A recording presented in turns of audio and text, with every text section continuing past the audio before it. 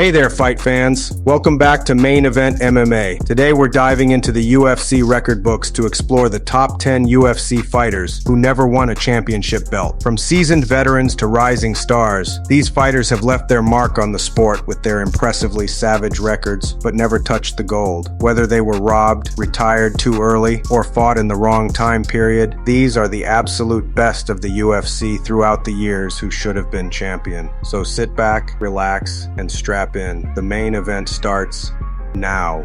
Number 10. Kicking off our list at number 10 is none other than Jorge Gamebred Masvidal. This Miami-born brawler has been tearing through the UFC scene for years with his gangster street fighting style since the early days of the World Wide Web, when most of us were downloading his fight videos from the likes of Napster and LimeWire. If you remember watching grainy Kimbo Slice videos on a dial-up internet connection, do me a favor and drop a like on this video and leave a comment for the algorithm. I greatly appreciate it. Despite his ferociousness inside the cage, Masvidal has yet to clinch that championship gold. I love everybody. I love this sport.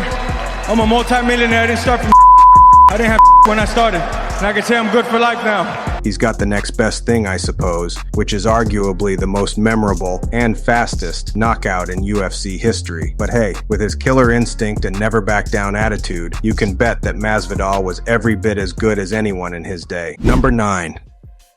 Next up at number 9, we've got the perennial fan favorite UFC journeyman, Donald Cowboy Cerrone. This cowboy hat-wearing, Budweiser-swigging, corn-fed good old boy has been a staple of the UFC for what feels like forever. Most fans have seen a cowboy fight, whether they intended to watch one or not. With one of the most padded records in all of mixed martial arts, Cerrone's journey in the cage has been nothing short of legendary. In my career, I made $10 million. You act like you got no money. Yeah, that's how I have money. But, alas, the elusive championship belt has remained just out of reach for this seasoned veteran. Nevertheless, he's still an absolute legend. Number 8. Coming in at number 8. It's the karate hottie herself, Michelle Waterson. Known for her dynamic striking and infectious smile, Waterson has captured the hearts of fans around the world. Despite her undeniable talent and skill set, she never claimed gold for herself during her tenure. She's lost her last 4 fights. Some fans are begging the karate hottie to hang up the gloves and call it a career after suffering a TKO loss to Marina Rodriguez. We have your winner by TKO, Marina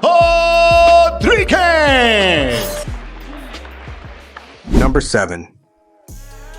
Sliding into the number 7 spot, we've got Raging Iaquinta. You guys booing me? You better not boo me. I for my off. You. This New York native may be best known now for his real estate ventures outside the cage, but don't let that fool you. When he steps into the octagon, it's all business. With his powerful striking and iron chin, Iaquinta has proven time and time again that he's a force to be reckoned with, beating the likes of Joe Lozon, Ross Pearson, and Rodrigo Dam, all with convincing TKO victories. But unfortunately, a UFC championship always remained just out of reach for this fighter turned real estate broker. Number 6. At number 6, it's the one and only Super Sage Northcutt. Bursting onto the scene with his boyish good looks and flashy karate skills, Northcutt quickly became a fan favorite after his UFC debut in 2015, where he beat Francisco Trevino by TKO. Though he's faced his fair share of ups and downs in the UFC, the championship belt has remained out of reach for this young MMA heartthrob. In 2018, Dana White revealed that the UFC would not be renewing Northcutt's contract. I don't want to badmouth the kid. I don't want to even sound like I'm badmouthing the kid. I love the kid. Was he just asking for ridiculous money? It's not even about that. It was the right move. Sage then went on to sign with ONE Championship, wherein his first fight would get knocked out within 30 seconds. Number 5. Halfway through our list, we've got the always dangerous Thiago Pitbull Alves. This Brazilian brawler was a staple of the welterweight division for over a decade. With his devastating Muay Thai striking, he proved to be a nightmare for his UFC welterweight competition. Despite his numerous wars inside the Octagon, Thiago never wore the welterweight championship belt until now, only not in the UFC. Thiago made his way to the Bare Knuckle Fight Club, where he claimed the BKFC welterweight championship and is set to fight Mike Perry later this month. That's a fight that I won't be missing. Number 4. Coming in at number 4, it's the Stockton slugger himself, Nate Diaz.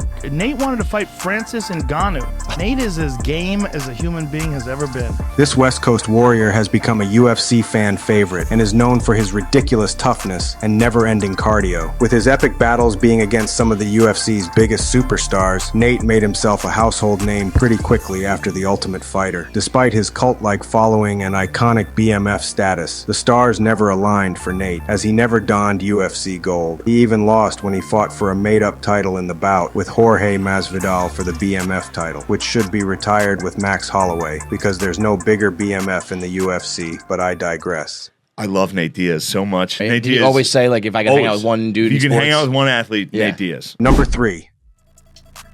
Sliding into the number 3 spot, we've got the Korean zombie, Chan Sung-jung. This South Korean sensation has captured the hearts of fight fans around the world with his massive heart and never quit attitude. After all, the Korean zombie's nickname comes from his zombie-like ability to keep moving forward despite what's thrown at him. Jung's final UFC bout was in late 2023, where he got slept by the BMF himself, Max Holloway. He laid his gloves in the ring and retired after the decision was read. The Korean zombie is a prime example of the fact that you can do everything right, have a long career full of sick knockouts, and still not be good enough to call yourself champion. Show your appreciation for the Korean zombie, Chael Sonnen.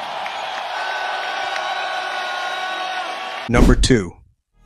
Coming in at number 2, it's the one and only Urijah the California Kid Faber. This MMA pioneer helped put lighter weight classes on the map with his exciting fighting style and infectious personality. Urijah was one of the first mainstream MMA superstars from what I can remember. He made a name for himself in promotions like King of the Cage and the WEC before the UFC bought it and merged rosters. Faber had a long career in the UFC and remained a fan favorite throughout his entire career. He may not have won gold, but he did coach against Conor McGregor on The Ultimate Fighter, and his team won. Not to mention, he retired in 2016, got inducted into the UFC Hall of Fame, then returned in 2019 against Ricky Simon by TKO in the first round. This makes Urijah the first UFC fighter to win a fight after being inducted into the Hall of Fame. I went around and collected belts in all the organizations.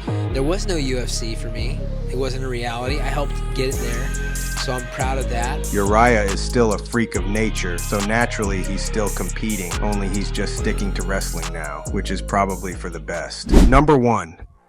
And finally, sitting at the top of our list, and perhaps the one fighter most deserving of UFC gold. Can you guess who it is? That's right, it's the gangster from West Lynn himself, Chael Sonnen. This Oregon native is perhaps best known for his unrivaled trash talk and his epic fights with some of the UFC's biggest names, including Anderson Silva and John Jones. With his ridiculously funny trash talk, You've never won a world title? Who was the last champion you've ever beat? You call yourself a legend? What have you done legendary besides talk? Tito always says I'm using my mouth to get my opportunities. The only person I know that made money using their mouth is his ex-wife. and larger-than-life persona. I want an easy fight. Anderson Silva, Vanderlei Silva. Either of the Silvas. Bigfoot Silva, they all suck.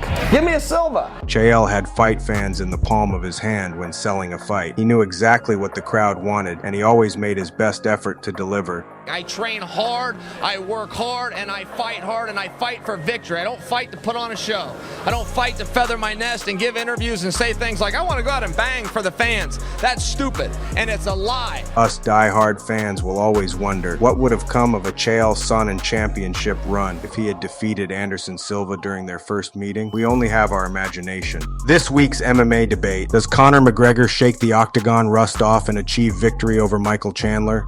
Or does he lose convincingly and ride off into the sunset? Comment below and let's debate. Don't forget to like, subscribe, and ring that notification bell for more MMA content just like this.